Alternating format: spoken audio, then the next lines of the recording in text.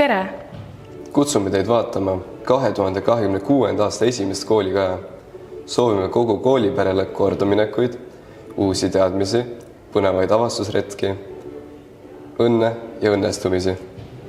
Jaanuar tõi kaasa koheva lume, rohkesti talverõõme, hulk toredaid ettevõtmisi ning suurepäraseid saavutusi. Tallinna Haridusamet on jaanuari kuulutanud meeltekuuks, et tunnetada maailma läbi erinevate meelte. Ja nii meeliülendavalt algas aasta koolis 40. kunsti- ja kultuurinädalaga, kus teemaks Itaalia.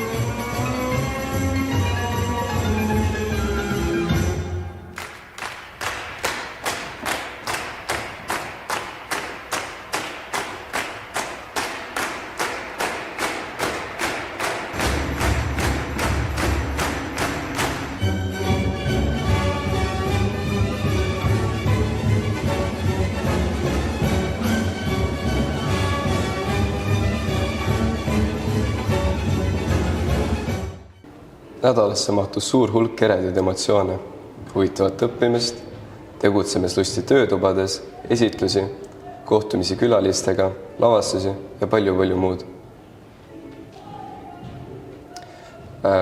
Vaatamegi nüüd meenutusi suursündmusest ja noppeid nädalprogrammist.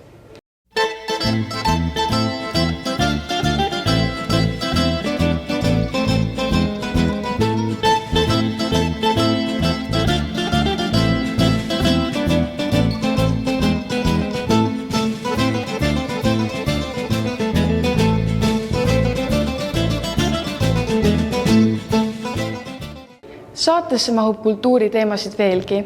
Jätkab Karoliina Karatam. Jaa, tõepoolest, kunsti ja kultuuri jagus kõigile. Nimelt, Kullo lastegaleriis avati meie kooli õpilaste ja vilistlaste tööde näitus. Eesti raamatuaasta raames said 1. kuni 3. klasside õpilased osa haridusprogrammist, milleks muusikaline muinasjutt Metsluiged. Põnevaks olid sõnumeid toetavad visuaalid ekraanil, mistõttu sai aulast lausa müstiline võlumaailm. Eesti kirjanduse päeva puhul tervitas koolipere direktor Meelis Kond. Ja koolipere igal aastal 30. jaanuaril tähistatakse Eesti kirjanduse päeva, mis on ühtlasi kirjanik Anton Hansen Tammsaare sünnipäev. Tänavu saab Tammsaare sünnist 148 aastat ja alates 2023. aastast on see riiklik tähtpäev ja lipupäev. Selle päeva tähistamiseks kutsuvad Eesti Lastekirjanduse Keskus ja Eesti Keele Instituut kõiki üle maailma koos head Eesti kirjandust lugema. Selline ettevõtmine toimub juba 6. korda ning selle üleilmse ühislugemise idee algataja oli Tuglase selts. Ning igast klassiruumist koostus 20 Eesti autorite teostest läbi ajaloo, Lutsust Kivirähkini.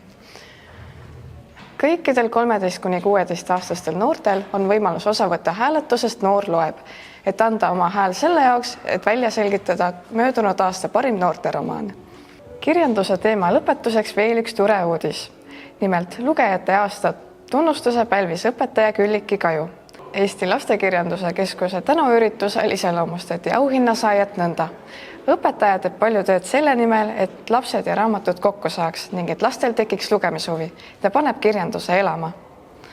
Lastekirjanduse Keskuses on avatud ka joonistusvõistlus Kõik tunded on õiged, kust saab näha meie 3. B-klassi õpilaste Herman Pallase ja Richard Fucci töid. Lisaks kunstitöödele on eksponeeritud ka illustraatorite tunnete teemaline looming. Tasub külastada. Järgnevad uudised tulevad inseneeria ja tehnoloogia vallast.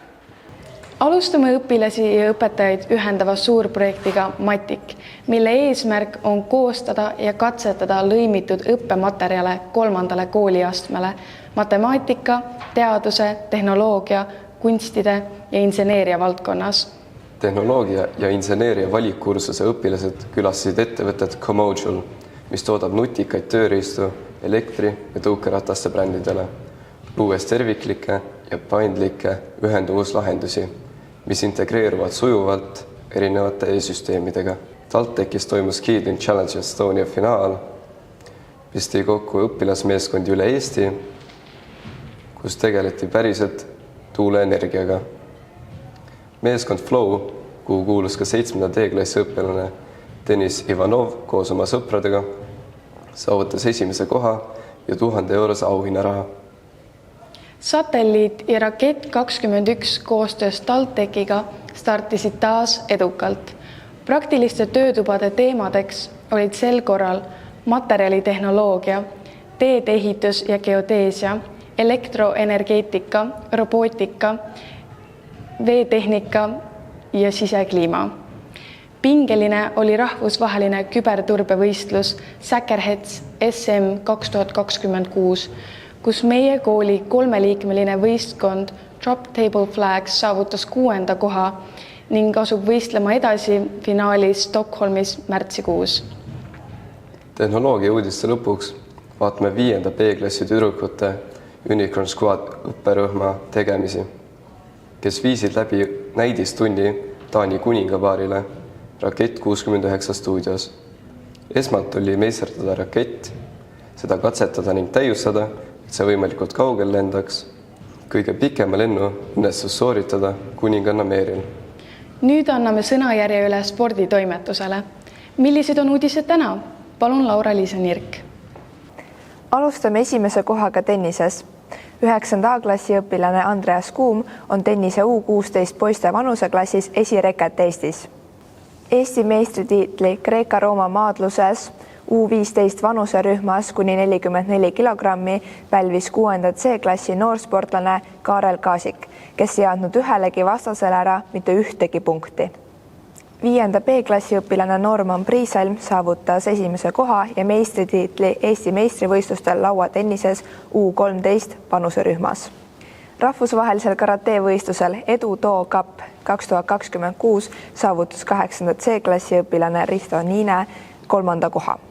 Gabriella Marie Põder 3. B-klassis saavutas Tallinna lahtistel meistrivõistlustel rühmvõimlemises oma rühma Allegro koosseisus esimese koha. Koolis toimusid klassidevahelised saalijalgpalli ja saalimängude meeleolukad võistlused, mis viidi läbi kunsti- ja kultuurinädala raames. Võitsid sõprus ja sport. Aitäh! Saate lõpetuseks räägime veel ka rahvusvaheliste suhete teemadel. Nimelt, Saksamaa Liitvabariigi suursaadiku residentsis Toompeal toimus Baš koolide võrgustiku koolid tulevikupartnerid koostöölepingute allkirjastamine. Eestis kuulub võrgustiku 2 kooli, Tallinna 21. kool ja Narva Eesti Gümnaasium. Liikmeskoolide saksa keele õppijatele ja õpetajatele avanevad erinevad võimalused koostööprojektidel ja praktikal osalemiseks erinevates ettevõtetes. Lisaks stipendiumid keeleõppeks Saksamaa ülikoolides. Pidulikus sündmusele lisas kammerorkestri esinemine. Kontsertmeistriks 12. C-klassi õpilane Kasper Joel Nõgene. Oleme endiselt atraktiivne kool väliskülalistele. Aasta esimesel kuul võõrustasime delegatsioone Hollandist, Moldovast ja Lõuna-Koreast. Jaanuarikuu lõppes suurejoonelise koolidevahelise moeetendusega Main Street 2026, mis jääbki meie seekordset saadet lõpetama.